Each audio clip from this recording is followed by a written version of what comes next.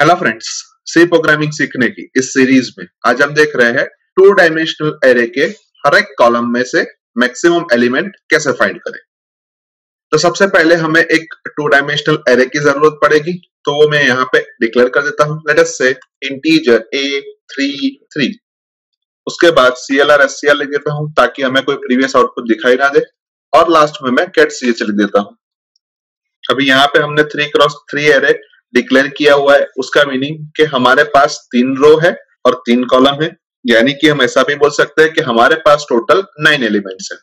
अब ये 9 एलिमेंट्स हमें यूजर के पास से लेने हैं, तो हमें 9 टाइम्स स्कैनफ स्टेटमेंट की जरूरत पड़ेगी।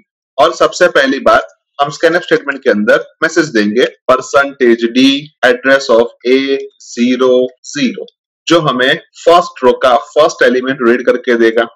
सेकेंड एलिमेंट रीड करने के लिए मुझे लिखना पड़ेगा %d एड्रेस ऑफ A01, जो हमें फर्स्ट रो का सेकेंड एलिमेंट रीड करके देगा। थर्ड एलिमेंट रीड करने के लिए मुझे लिखना पड़ेगा %d एड्रेस ऑफ A02, जो हमें फर्स्ट रो का थर्ड एलिमेंट रीड करके देगा। उसके बाद फोर्थ एलिमेंट रीड करने के लिए मुझे स्कैनफ स्टेटमेंट के अंदर लिखना पड़ेगा %d एड्रेस ऑफ A10, जो हमें सेकेंड रो का फर्स्ट एलिमेंट रीड करके देगा। उसके बाद फिफ्थ एलिमेंट रीड करने के लिए मुझे लिखना पड़ेगा एड्रेस ऑफ A11, जो हमें सेकेंड रो का सेकेंड एलिमेंट रीड करके देगा। उसके बाद सिक्स एलिमेंट रीड करने के लिए मुझे लिखना पड़ेगा एड्रेस ऑफ A12, जो हमें सेकेंड रो का थर्ड एलिमेंट रीड करके देगा। उसके बाद सेवेंथ एलिमेंट रीड करने के लिए मुझे लिखना पड़ेगा एड्रेस ऑफ A20, जो हमें थर्ड रो का फर्स्ट एलिमेंट रीड करके देगा। उसके बाद एथ एलिमेंट रीड करने के लिए मुझे लिखना पड़ेगा एड्रेस ऑफ 21, जो हमें थर्ड रो का सेकेंड एलिमेंट रीड करके देगा। उसके बाद नाइन्थ एलिमेंट रीड करने के लिए मुझे लिखना पड़ेगा एड्रेस ऑफ A22, जो हमें थर्ड रो का थर्ड एलिमेंट रीड करके देगा। अभी यहाँ पे हम सभी स्कैनफ स्टेटमेंट को ध्यान से देखें तो उसके अंदर %d address of A common है। सिर्फ चेंज एरे एलिमेंट की रो और कॉलम में हो रहा है, यानी कि हम एक सिंगल स्कैनफ स्टेटमेंट से भी ये काम कर सकते हैं, लेकिन उसके लिए हमें लूप की जरूरत पड़ेगी। तो सबसे पहले मैं एक लूप ले लेता हूं, लेट अस से फॉर लूप, और उसके अंदर मैसेज दे रहा हूं i is equals to 0, i less than 3 और i plus plus।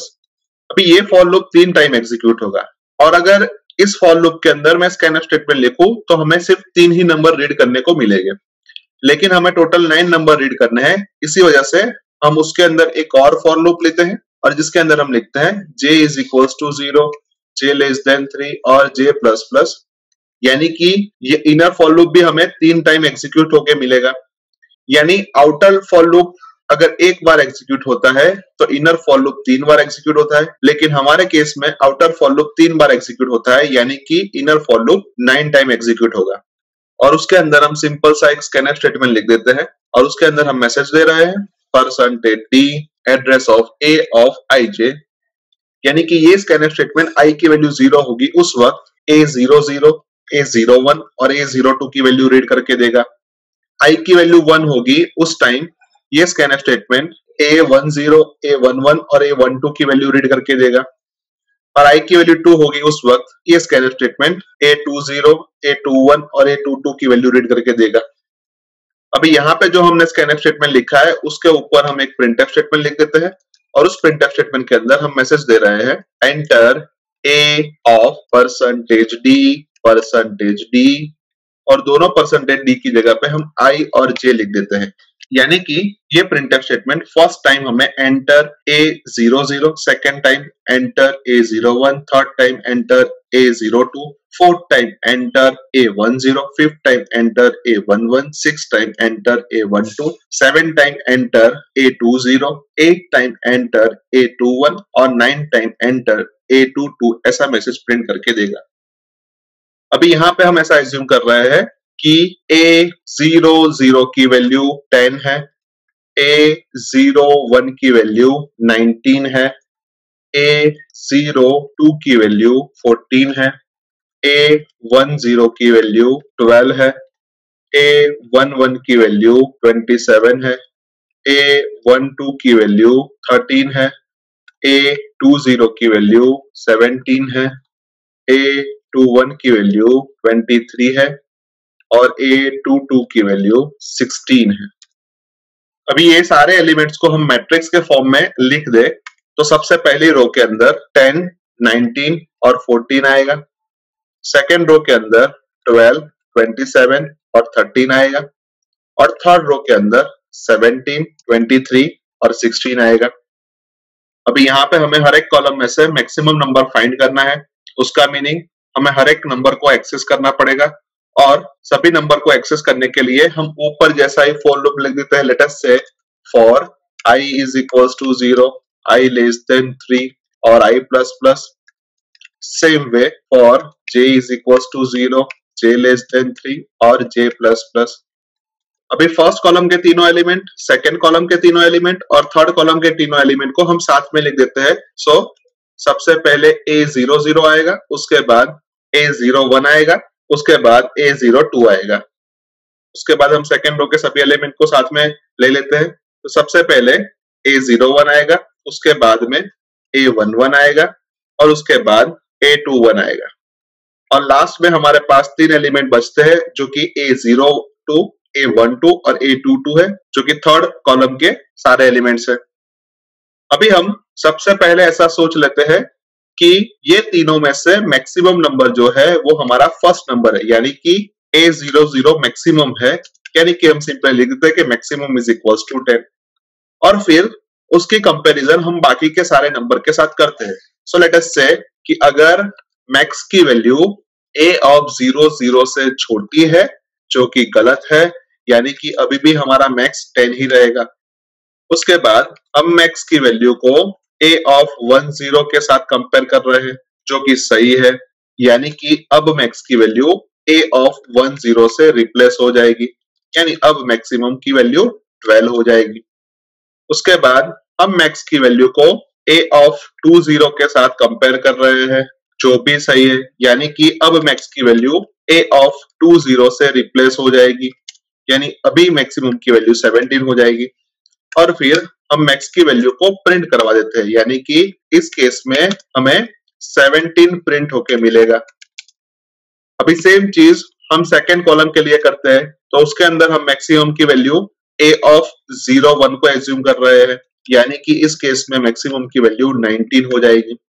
उसके बाद हम मैक्सिमम की वैल्यू को कंपेयर करते हैं A ऑफ 01 के साथ, जो कि गलत है, यानी कि मैक्सिमम की वैल्यू अभी भी 19 रहेगी। उसके बाद हम मैक्सिमम की वैल्यू को A ऑफ 11 के साथ कंपेयर करेंगे, जो कि सही है, यानी कि मैक्सिमम की वैल्यू को A ऑफ 11 से रिप्लेस कर देंगे, यानी कि अब मैक्सिमम की वैल्यू 27 हो जाएगी। और फिर हम मैक्सिमम की वैल्यू को A ऑफ 12 से रिप्लेस करेंगे, जो कि गलत है, यानी कि अभी भी मैक्सिमम की वैल्यू 27 ही रहेगी। और फिर हम मैक्सिमम की वैल्यू को प्रिंट करवा देते हैं, यानी कि इस केस में हमें 27 प्रिंट होके मिलेगा। अभी थर्ड कॉलम में हम मैक्सिमम की वैल्यू A ऑफ 02 लेते हैं, यानी कि इस केस में मैक्सिमम की वैल्यू 14 हो जाएगी। और फिर हम उसको कंपैरिजन तीनों नंबर के साथ करते हैं, यानी कि फर्स्ट नंबर के साथ हम कंपेयर करें, जो कि गलत है, यानी कि अभी भी मैक्सिमम की वैल्यू 14 ही रहेगी। उसके बाद हम मैक्सिमम की वैल्यू को A ऑफ 12 से कंपेयर करते हैं, जो भी गलत है, यानी कि अभी भी हमारी मैक्सिमम की वैल्यू 14 ही रहेगी। और उसके बाद हम मैक्सिमम की वैल्यू को A ऑफ 22 के साथ कंपेयर कर रहे हैं, जो कि सही है, यानी कि अब मैक्सिमम की वैल्यू A ऑफ 22 से रिप्लेस हो जाएगी, यानी कि मैक्सिमम की वैल्यू 16 हो जाएगी। और फिर हम मैक्सिमम की वैल्यू को प्रिंट करवा देते हैं, यानी कि इस केस में हमें 16 प्रिंट होके मिलेगा। अभी यहाँ पे हम ध्यान से देखें तो हमने 3 बार मैक्सिमम की वैल्यू एज्यूम की। फर्स्ट केस में हमने मैक्सिमम की वैल्यू A00, सेकंड केस में मैक्सिमम की वैल्यू A01 और थर्ड केस में मैक्सिमम की वैल्यू A02 एज्यूम की। यानी कि हम ऐसा सिंपली लिख सकते हैं कि maximum is equals to A of 0i, जो फर्स्ट टाइम मैक्सिमम की value A00, second time maximum की वैल्यू A01 और थर्ड टाइम मैक्सिमम की वैल्यू A02 एज्यूम करेगा। उसके बाद हमने तीनों केस के अंदर 3-3 नंबर के साथ उसकी कंपैरिजन की, यानी कि जो हमारी कंपैरिजन है वो सेकंड फॉर लूप के अंदर, यानी कि इनर फॉर लूप के अंदर आएगी। और उस वक्त इफ ब्लॉक में लिखी हुई कंडीशन अगर हमारी सही होती है तो हम मैक्स की वैल्यू को रिप्लेस कर देते हैं ए ऑफ समथिंग से, और कंपैरिजन के तौर पे हम मैक्स की वैल्यू को ए ऑफ समथिंग के साथ कंपेयर करते हैं। अभी फर्स्ट सिनेरियो हम ध्यान से देखें तो उसके अंदर हमने A00, A10 और A20 से कंपैरिजन किया है, यानी कि सेकेंड इंडेक्स हमारी कॉमन है। सेकेंड सिनेरियो के अंदर भी सेकेंड इंडेक्स हमारी कॉमन है 1, 1 और 1, और थर्ड सिनेरियो के अंदर सेकेंड इंडेक्स हमारी कॉमन है, यानी कि 2, 2 और 2। यानी कि हम ऐसा बोल सकते हैं कि जो हमारे आउटर लूप वाली इंडेक्स है वो हमारी सेकेंड इंडेक्स है, और जो हमारी इनर लूप वाली इंडेक्स है वो फर्स्ट इंडेक्स है। यानी कि हम मैक्स की वैल्यू को a ऑफ ji से कंपेयर करते हैं, और अगर कहीं पे भी मैक्स की वैल्यू a ऑफ ji से छोटी है तो हम मैक्स की वैल्यू को a ऑफ ji से रिप्लेस कर देते हैं, और उसके बाहर हम मैक्स की वैल्यू को प्रिंट करवा देते हैं। लेट अस से column percentage d max percentage d, जहां पे फर्स्ट परसेंटेज d की वैल्यू हम i+1 से रिप्लेस कर रहे हैं और सेकंड परसेंटेज d की वैल्यू हम मैक्स से रिप्लेस कर रहे हैं। अभी लूप के अंदर हमने i, j और मैक्स तीन वेरिएबल का यूज किया है, लेकिन उसको हमने ऊपर डिक्लेयर नहीं किया है। तो सबसे पहले मैं उन तीन वेरिएबल को ऊपर डिक्लेयर कर देता हूं, लेट अस से integer i, j and max, और फिर प्रोग्राम को सेव कर देता हूं। उसके बाद प्रोग्राम को कंपाइल करता हूं। कंपाइलेशन में कोई भी एरर नहीं आई तो प्रोग्राम को रन करके देख लेता हूं, जहां पे मैं A00 की वैल्यू 10, A10 की वैल्यू 19, A02 की वैल्यू 14, A10 की वैल्यू 12, A11 की वैल्यू 27, A12 की वैल्यू 13, A20 की वैल्यू 17, A21 की वैल्यू 23, A22 की वैल्यू 16 इंसर्ट कर रहा हूं, और मुझे आउटपुट के तौर पे मिल रहा है column 1 maximum is equals to 17, column 2 maximum is equals to 27 और column 3 maximum is equals to 16, जो कि परफेक्टली सही है, क्योंकि अभी अभी हमने इसी एरे के लिए हमारे कोड को मैन्युअली एग्जीक्यूट करके देखा है और हमें यही आउटपुट मिल रहा है। अभी यहाँ पे जो हमने प्रोग्राम लिखा है वो 3x3 एरे के हर एक कॉलम में से मैक्सिमम एलिमेंट फाइंड करके हमें दे रहा है। अगर यही टास्क हमें 2x4 एरे के लिए करना हो तो सबसे पहले हमें डिक्लेरेशन के अंदर इंटीजर A33 की जगह पे A24 करना पड़ेगा। उसके बाद i लेस देन 3 की जगह पे i लेस देन 2 करना पड़ेगा, और j लेस देन 3 की जगह पे j लेस देन 4 करना पड़ेगा। अभी नीचे के लूप को हम ध्यान से देखें तो i की वैल्यू कॉलम के तौर पे ट्रीट हो रही है और j की वैल्यू रो के तौर पे ट्रीट हो रही है, यानी कि यहाँ पे हमें i लेस देन 3 की जगह पे i लेस देन 4 करना पड़ेगा, और नीचे j लेस देन 3 की जगह पे j लेस देन 2 करना पड़ेगा। यानी कि टोटल 3 जगह पे रो की वैल्यू और 3 जगह पे कॉलम की वैल्यू चेंज करने के बाद हमें 2x4 एरे के सभी कॉलम में से मैक्सिमम एलिमेंट मिल सकता है, और अगर इनमें से एक भी जगह पे हम चेंज करना भूल जाए तो हमें हमारा आउटपुट गलत मिल सकता है। तो इसी वजह से हम यहाँ पे दो कांस्टेंट डिक्लेयर कर देते हैं, लेट अस से हैश डिफाइन रो 2 और हैश डिफाइन कॉलम 4, और जहां पे हमने 2 लिखा है वहां पे हम रो लिख देते हैं, यानी कि डिक्लेरेशन के तौर पे A24 की जगह पे A रो 4, लूप के अंदर i लेस देन 2 की जगह पे i लेस देन रो, नीचे के लूप के अंदर j लेस देन 2 की जगह पे j लेस देन रो। सेम वे जहां जहां पे भी हमने 4 लिखा है वहां पे हम कॉलम लिख देते हैं, यानी कि डिक्लेरेशन के तौर पे A रो 4 की जगह पे A row column, inner for loop के अंदर j लेस देन 4 की जगह पे j लेस देन कॉलम, और नीचे वाले लूप के अंदर i लेस देन 4 की जगह पे i लेस देन कॉलम। यानी कि अब सिर्फ ऊपर रो और कॉलम की वैल्यू चेंज करने से नीचे पूरे प्रोग्राम के अंदर रो और कॉलम की वैल्यू चेंज हो जाएगी, यानी कि ये 6 जगह पे चेंज करने से बेटर तरीका है। तो अभी एक और बार प्रोग्राम को सेव कर देते हैं, उसके बाद प्रोग्राम को कंपाइल करते हैं, और उसके बाद प्रोग्राम को रन करके देख लेते हैं, जहां पे मैं A00 की वैल्यू 11, A01 की वैल्यू 12, A02 की वैल्यू 13, A03 की वैल्यू 14, A10 की वैल्यू 18, A11 की वैल्यू 17, A12 की वैल्यू 16 और A13 की वैल्यू 15 इंसर्ट कर रहा हूं, और हमें आउटपुट के तौर पे मिल रहा है column 1 maximum is equals to 18, column 2 maximum is equals to 17, column 3 maximum is equals to 16 और column 4 maximum is equals to 15, जो कि परफेक्टली सही है। पर यहाँ पे जो हमने एरर लिया है उसको हमने मैन्युअली एग्जीक्यूट करके नहीं देखा है, पर आप खुद उसको मैन्युअली एग्जीक्यूट करके हमें जो आउटपुट मिल रहा है उसको वेरीफाई कर सकते हो। यानी कि हम ऐसा बोल सकते हैं कि इस प्रोग्राम के थ्रू हम किसी भी साइज के 2 डायमेंशनल एरे के सारे कॉलम में से मैक्सिमम एलिमेंट फाइंड कर सकते हैं। सो आई होप कि आपको इस प्रोग्राम के अंदर अच्छी तरीके से समझ आ चुकी होगी। आज के वीडियो में बस इतना ही। नेक्स्ट वीडियो में फिर से मिलेंगे। Thank you very much.